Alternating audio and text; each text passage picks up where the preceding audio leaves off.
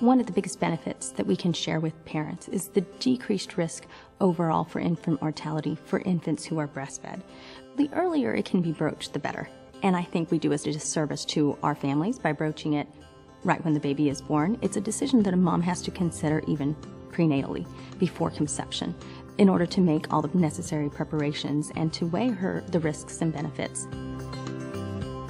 Moms need to feel that the relationship they have with their physician, whether it's their OB/GYN, whether it's the pediatrician, is that they have a partnership with them where they can bring their questions, where they can bring the reservations to discuss one-on-one openly and honestly with the physician so that they don't feel that they're judged or that there's any condescension in that discussion.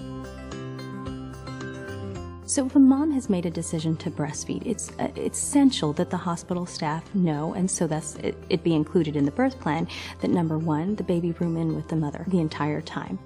Number two, that no pacifiers are given to the baby because that can confuse the establishment of breastfeeding itself.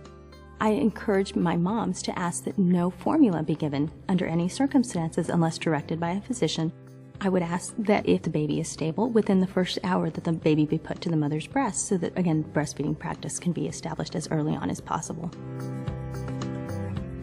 85% of moms want to breastfeed, but when you look at the statistic and see at 3 months only 35% and at 6 months only 14% of moms are breastfeeding, the question is what barriers are prohibiting them to continue breastfeeding and how can we help address it?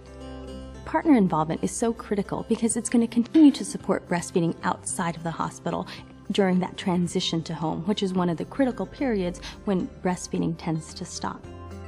Establishing a breastfeeding-friendly environment in your practice is going to be critical to having moms understand how breastfeeding is now more accepted in the past. So allowing breastfeeding in the waiting room before they see you, providing lactation rooms for moms if that's a possibility for your practice, and very publicly displaying how much you support breastfeeding in your practice. So having pamphlets or posters that really address breastfeeding are great ways to encourage this in your own practice. Know your resources, know where lactation consultants are available, know resources like WIC. I also encourage other websites like the Healthy Active Living for Families from the American Academy of Pediatrics. And from the Department of State Health Services, you have somedaystartsnow.com. The more we can share the perfect nutrition that is being provided by breastfeeding and all these health benefits, not only in the immediate first year of life, but even further in their childhood, is so important to share that could positively influence their decision.